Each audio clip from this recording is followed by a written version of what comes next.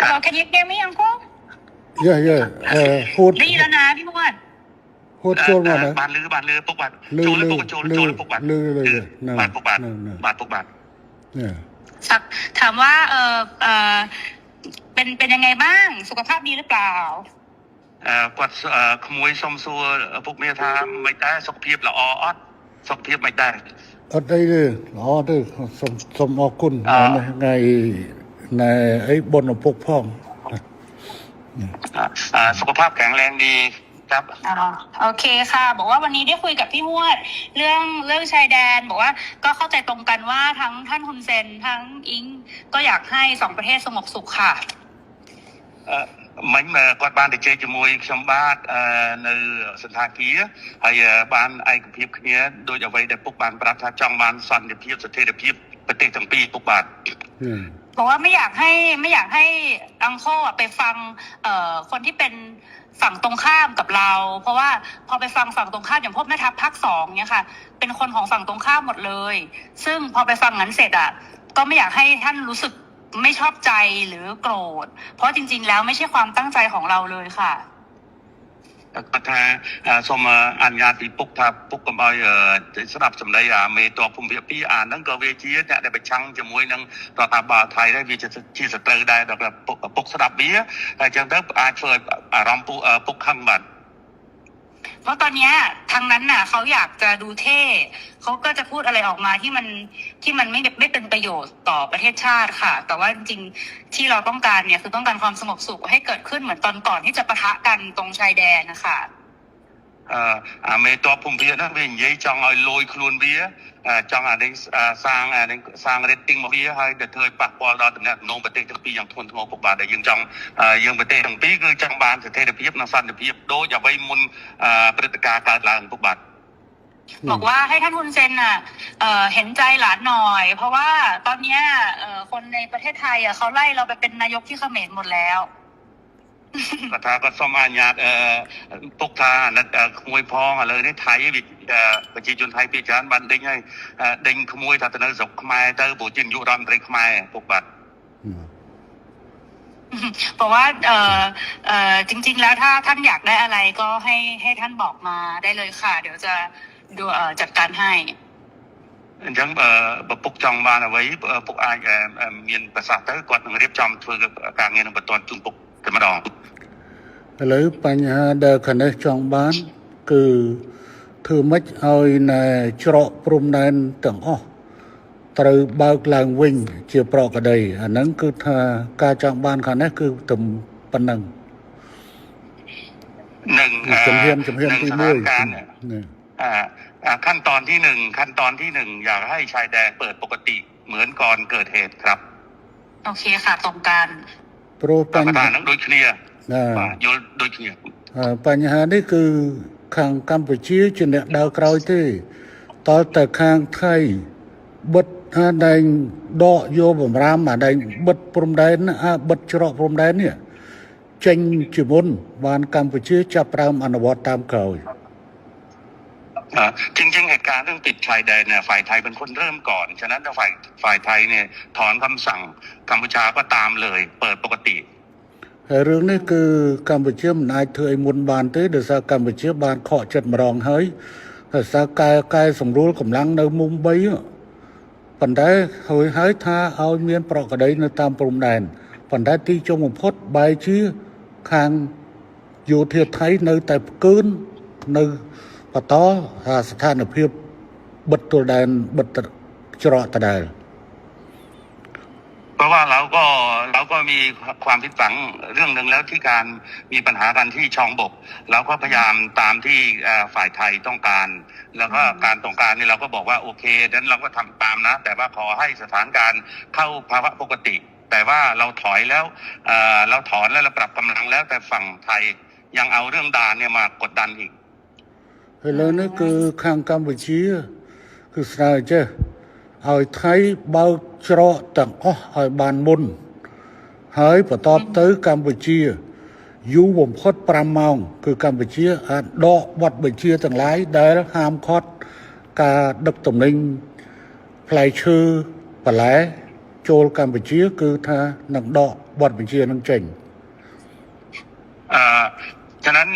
ท่านสมเด็จอยากให้ท่านนายกช่วยให้ฝั่งไทยเนี่ยถอนเรื่องการปิดด่านถ้าถอนปุ๊บฝ่ายกัมพูชาจะถอนเรื่องการห้ามสินค้าเกษตรนำเข้าอะไรทุกอย่างก็ถอน คือตอนนี้ค่ะ ด้วยเลยครับผม คือตอนนี้พี่หวดคือรัฐบาลโดนโจมตีหนักมากนะคะ เพราะว่า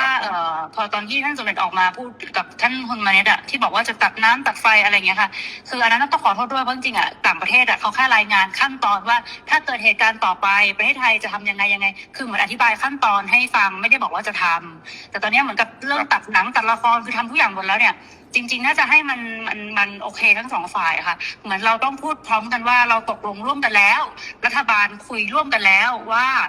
จะเปิดทุกอย่างให้กลับมาเป็นปกติได้เหมือนว่าจะเอาเป็นอิงกับคุณมาเน็ตก็ได้หรือยังไงก็ได้เนี่ยเหมือนกับว่าเราได้คุยร่วมกัน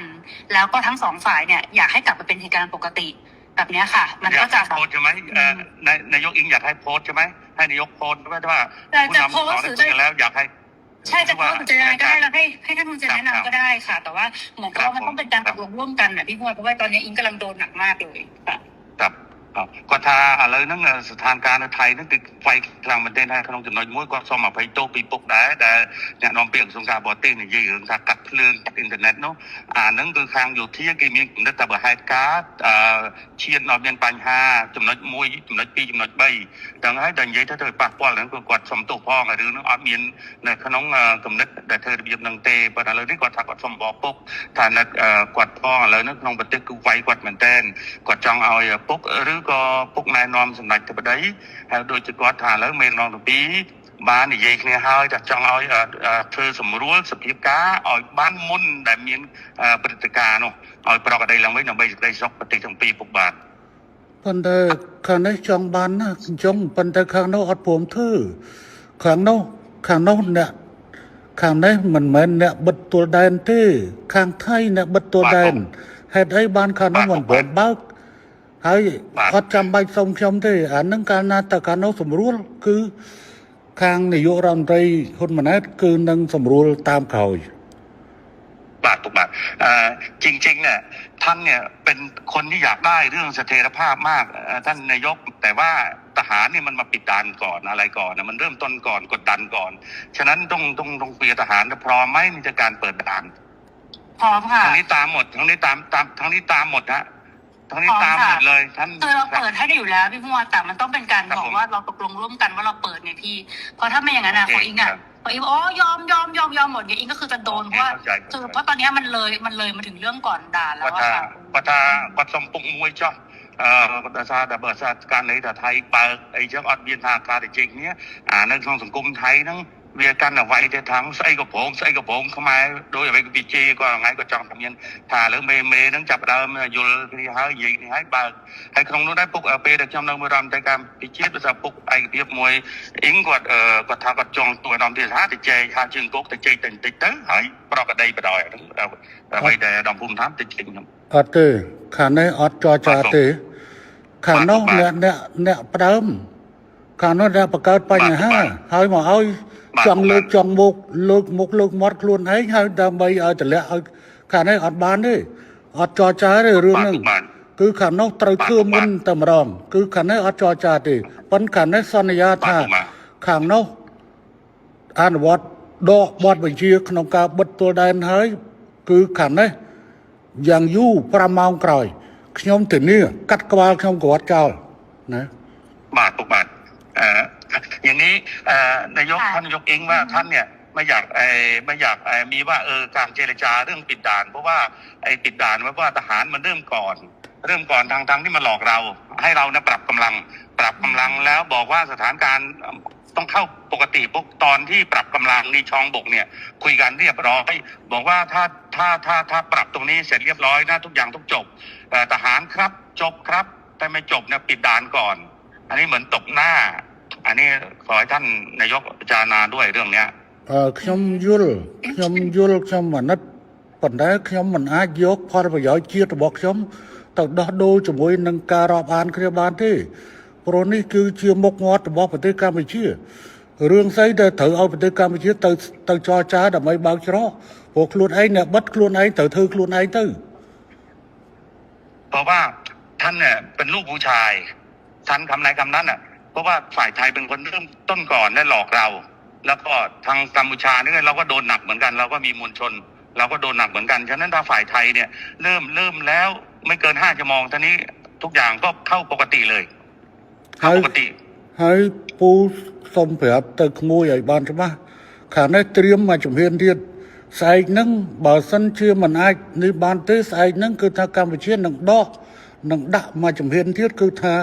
បិទការនាំផ្លែឈើនិងបន្លែតាមព្រំដែនកម្ពុជាថៃទាំងអស់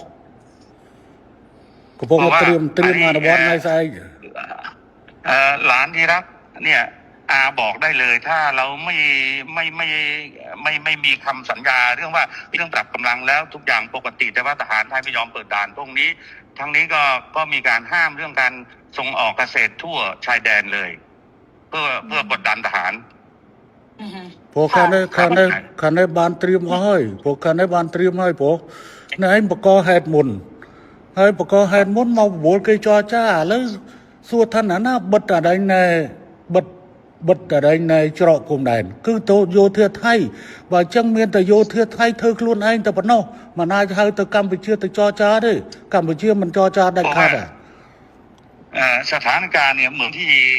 รายงานให้ท่านนายกทราบว่าไอตอนปรับกำลังที่ช่องบกเนี่ยก็ตกลงกันแล้วว่าจะจบกันแต่ว่าอยู่ดีๆทหารไทยมาปิดด่านฉะนั้นให้กัมพูชาไปเจรจาเปิดด่านดูแล้วไม่สวยไม่สมควรอย่างยิ่งต้องทหารไทยเริ่มก่อนถ้าเริ่มแล้วตรงนี้ก็ตามหลังไม่เกิน5 ชั่วโมงทุกอย่างปกติท่านลูกผู้ชายท่านจะเป็นลูกผู้ชายก็เดี๋ยวจะลองคุยกับทางกลาโหมดูค่ะแต่ว่าจริงๆแล้วเนี่ยตอนที่คุยพี่วดลองพูดด้วยละกันว่าจริงๆแล้วถ้าท่านฮุนเซนอยากได้อะไรให้บอกจะได้คุยกันได้ตกลงกันได้ค่ะเพราะว่าบางทีที่ท่านโพสต์ Facebook ออกมาคืออิงตอนนี้ก็คือรัฐบาลสั่นคลอนที่สุดแล้วค่ะตั้งแต่อิงเป็นนายกมาก็คือเรื่องกัมพูชานี่แหละซึ่งอิงไม่ออกมาตอบโต้อะไรทั้งสิ้นเพราะอิงก็รักแล้วก็เคารพท่านเพราะฉะนั้นเนี่ยจริงๆแล้วถ้าจะเอาอะไรจริงๆให้บอกอิงได้เลยยกหูบอกก็ได้ไม่อันไหนไม่เป็นข่าวก็คือไม่เป็นข่าวอันนั้นที่หลุดไปแต่มันหลุดเพราะสื่อเพราะไม่ได้คุยกับอิงแค่2 คนมันคุยกันเป็นกลุ่มนะพี่มันเลยหลุดน่ะแต่ถ้ามันคุยกับอิง2 คนมันไม่มีหลุดอยู่แล้วทีนี้เนี่ยก็ไม่อยากให้แบบมันเกิดเรื่องแบบนี้แต่นี่อิงจะไปคุยกับกลาโหมเนาะเพราะว่าอิงรู้ว่าถ้าสมมติว่าเขาพูดว่าของไทยปิดก่อนอะไรเงี้ยเดี๋ยวเราก็จะไปคุยกับกลาโหมว่ายังไงแต่ถ้ามันเวิร์กไงก็เดี๋ยวจะส่งบอกพี่ฮวดว่ามันเรียบร้อยไหมนะคะเพราะจริงๆเนี่ยคนมันไม่หวังดีกับเราทั้งคู่มันก็แบบมันก็ดูแบบเหมือนเรากับเขาก็คือทะเลาะกันเองทำให้แบบเหมือนจริงๆแล้วต้องให้คนรุ่นใหม่มันต้องไม่มีสงครามพี่คนรุ่นใหม่มีสงครามไปมันก็เสียครับทั้งลูกทั้งคนมาเนี่ยด้วยก็เป็นคนรุ่นใหม่เนาะ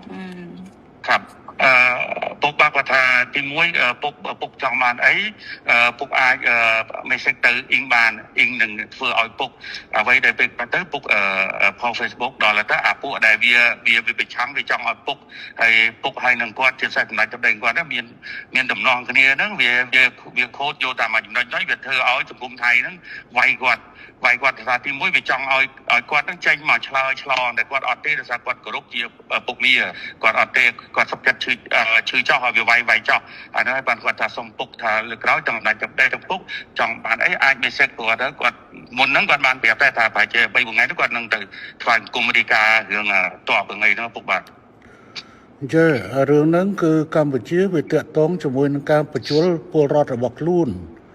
ដូច្នេះគឺកម្ពុជាត្រូវតែហើយនឹងបញ្ជូលទៅដល់រដ្ឋដទៃទៀតដូច្នេះកម្ពុជាគឺមានតម្រូវការក្នុងការនិយាយទៅកាន់ប្រជាជនអញ្ចឹងវិធីដែលល្អជាងគេមានទៅប្រើ Facebook ហើយនឹង Telegram នៅនេះដើម្បីបញ្យល់ក្នុងការផុសចេញតែរឿងហ្នឹងគឺថាវាយើងខ្ញុំអាចកាត់បន្ថយបើសិនជាអាចតែសភាពការឲ្យតែខាងនោះរឿងវានៅចាល់នឹងរឿងបិទច្រកនឹងតែប៉ុណ្្នឹងឯងបើថាបិទច្រកបន្តគឺថាខាងនេះនៅតែបន្តវាយអាហ្នឹងបាទท่านนายกท่านบอกว่าเรื่องการโพสต์เนี่ยท่านก็แค่ชี้แจงให้มวลชนที่นี่ทราบเท่านั้นเองไม่ได้ไปกระทบกับไทยอะไรมากแต่ว่าตอนนี้ก็ไม่เป็นไรถ้าหากว่าท่านนายกแก้เรื่องเปิดด่านให้ปกติเนี่ยท่านตกลงท่านไม่มีอะไรอีกแล้วก็จบ ได้ค่ะเดี๋ยวเราไปคุยกับลาผมดูแล้วก็ขอคอนเฟิร์มกลับมาเพราะว่าเดี๋ยวจะคุยกับกองทัพก่อนแต่เราก็เดี๋ยวสั่งไปเลยค่ะพี่แต่ว่าอีกรอให้มัน100%แล้วค่อยแจ้งท่านกลับมาดีกว่าเพราะไม่อยากจะยังไม่100แล้วบอกท่านก่อนแต่ว่าจริงๆก็จัดการได้ค่ะพี่ ครับผมครับ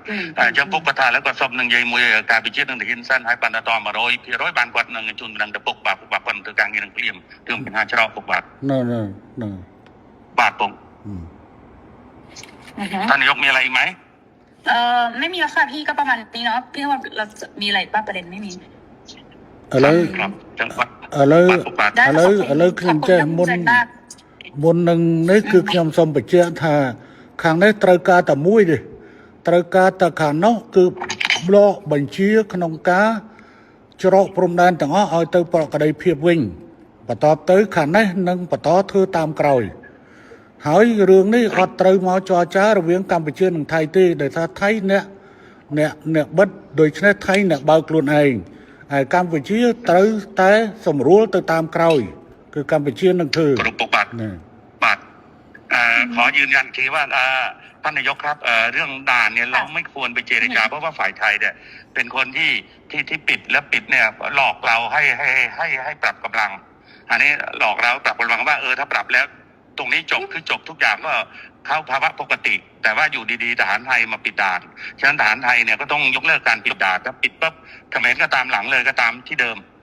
ทุกอย่างก็เข้าภาวะปกติไม่มีอะไรแล้ว ค่ะพี่พรโอเคค่ะ ครับผมครับ ได้ค่ะแล้วก็เดี๋ยวแล้วยังไงเดี๋ยวอิงจะรีบแจ้งทางพี่พจน์กลับไปนะคะ ว่าเป็นยังไงบ้าง ครับក៏ថាទៅពេលឥឡូវគាត់ធ្វើការងារនឹងមកហើយនឹងគ្រប់វិការជូនពុកវិញបាទពុកបាទ